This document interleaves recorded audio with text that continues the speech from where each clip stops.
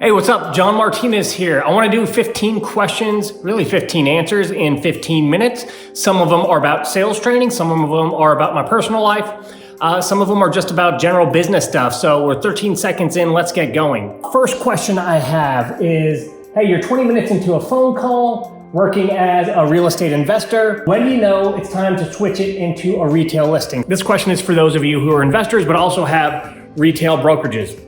Number one, 20 minutes isn't a proper sales call. So if you're only going 20 minutes in and it's your initial call and you're trying to make that determination and switch there, you didn't give the investment deal really everything that you should have given it. Now, let's say you do give it everything you should have given it. How do you make the switch? Well, there's two parts. First thing you got to do is, if you know this is a possibility, set it up at the beginning and say, hey, listen, after we go through this today, I'm going to give you what I think is the quickest, easiest, fastest way to cash out on your house. If that's not a fit, I've got some other ideas. Tail end of the call, you want to make that switch and just say, hey, remember how I said I might have some other ideas? I don't think this cash offer is right for you because of X, Y, and Z, but here's what I recommend. That's the easiest way to make that flip. Question number two, what makes you a great salesperson and a coach? Well, I think what makes me a great salesperson is the fact that I don't care about getting the sale. At first, you got to fake it until you actually get to the point where you don't care about getting the sale. When you don't care about getting the sale, you have the right demeanor, you do the right things, you follow the sales process, you just stick to the script, you follow the process, and you'll close every closable deal. And nothing mentally gets in your way. What makes me a great coach? Well, I know how people work. I know how to help people understand complex sales concepts. I make it super simple so people can understand, and then give them ways to implement in a very simple way. Sales training doesn't have to be complex. It's built on some very complex stuff: sales, decision-making, neuroeconomics, behavioral psychology, and those things.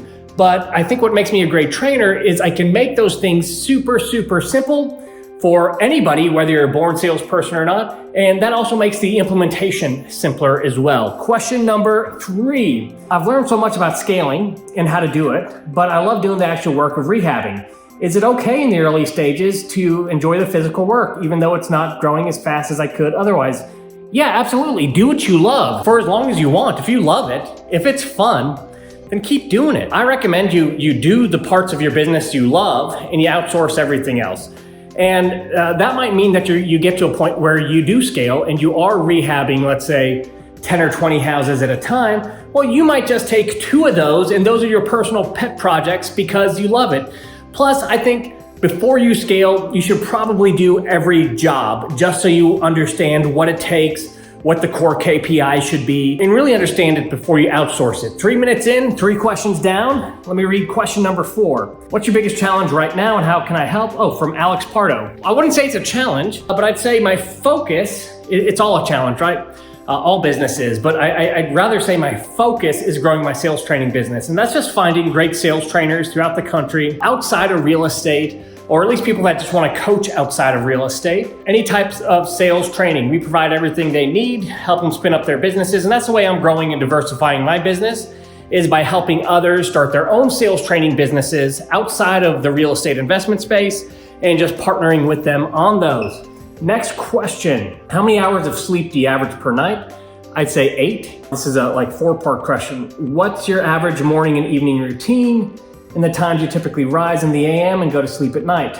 No longer use an alarm clock. Stopped that 6, 7, 8 months ago. I'll wake up anywhere between 3 o'clock in the morning and 8 o'clock in the morning. I'll go to bed anywhere between 8 p.m., 7:30 p.m. and 11 p.m. I really just play it by ear. What's my average day look like?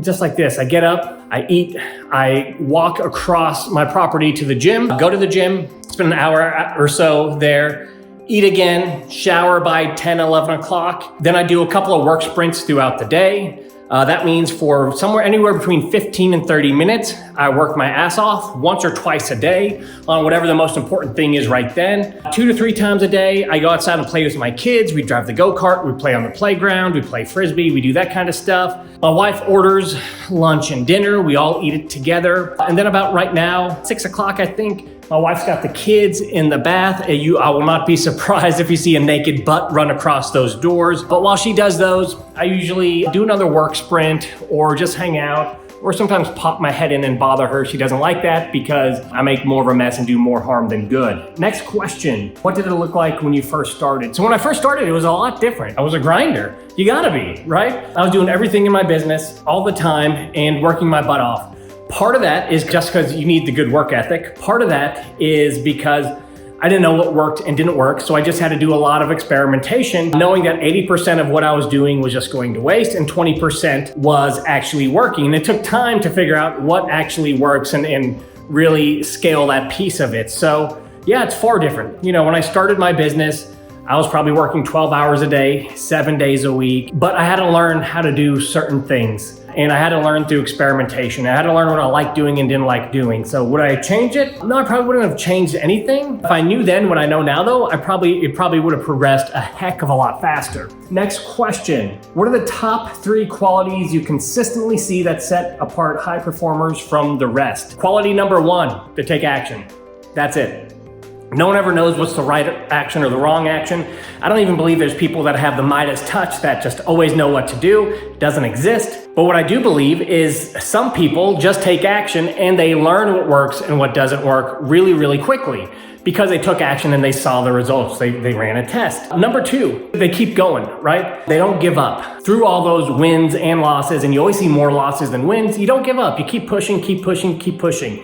Those are the top 2. I think if you have those, you don't even need a third, but screw it, let's do a third. The people you hang out with, the people you surround yourself with, they choose to surround themselves with the right people, whether that's friends or family. Mastermind groups are great, but if you don't have that, books, what you watch, what you read, what you put into your head, it's the exact same thing. It doesn't matter who you hang out with.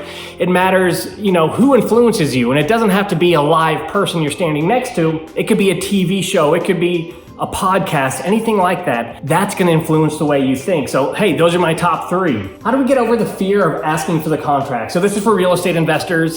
Sales training question, obviously. You got to use some sales tactics. Number 1, if you're scared to ask for the contract, be scared to ask for the contract. That goes into something called tactical empathy. It actually works in your favor.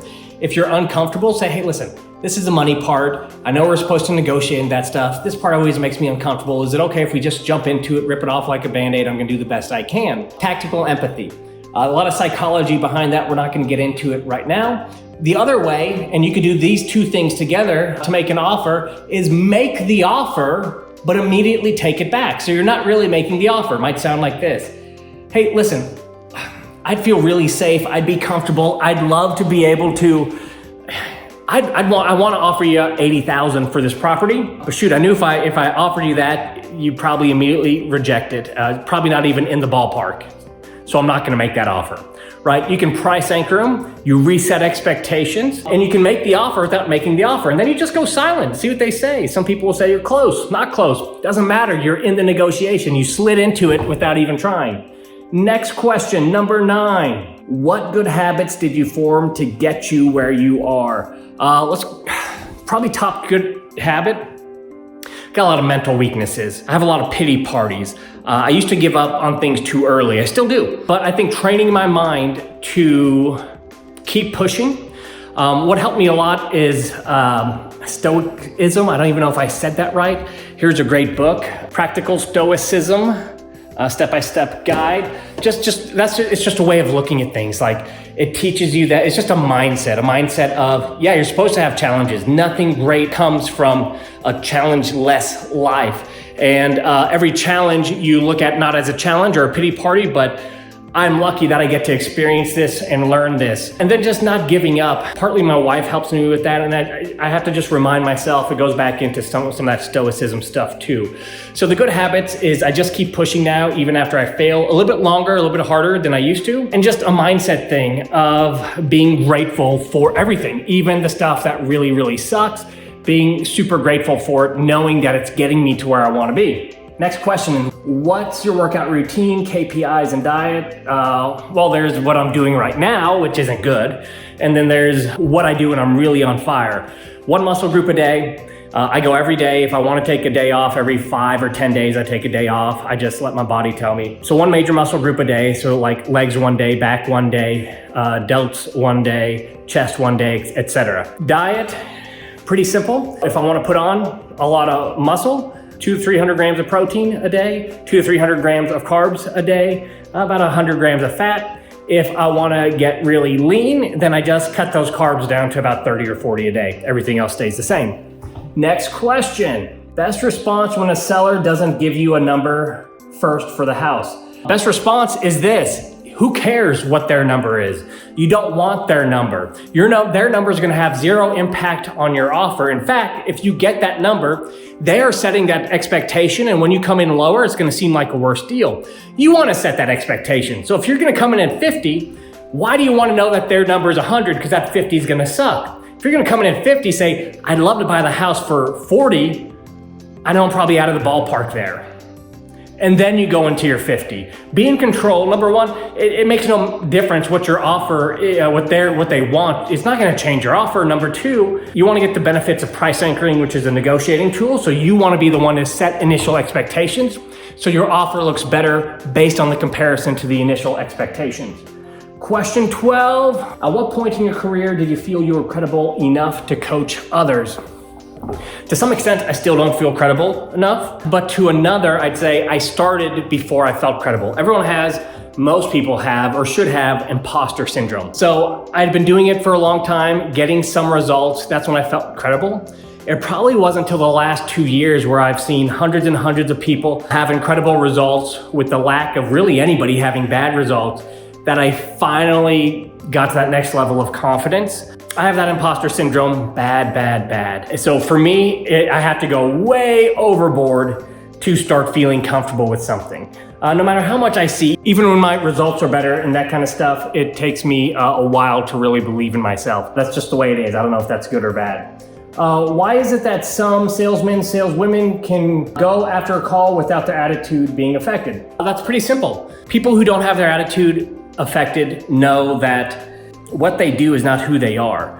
You can be a great person, rich or poor. You could be a scumbag, rich or poor. You could feel confident in yourself regardless of results or the job or title you have. People who can have a crappy sales call and still feel great are just people who are confident and believe in themselves and know that how they do on a specific sales call doesn't make them a better or worse person. So they're confident in the people that they are, what they do, which means they're in control of their actions, and they know, hey, whatever happens, I am acting with integrity, I'm acting with intent, I'm living up to my fullest potential, and because of that, regardless of what happens out there, I'm happy with what I'm doing. So I'd say, short answer there is those who trust their actions and believe in their actions more than the results are people who feel good. Next, what are the best questions to ask sellers? If I was going to ask 2 questions, I only had 2 questions in the world I could ask. Why would you do business with me? Or why would you take action? Some form of why would you to get into motivation.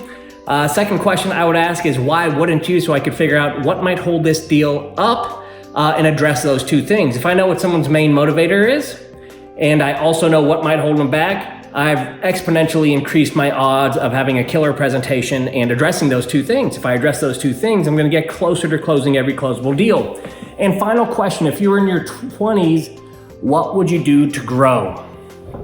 Same thing, I don't think it matters what age you are.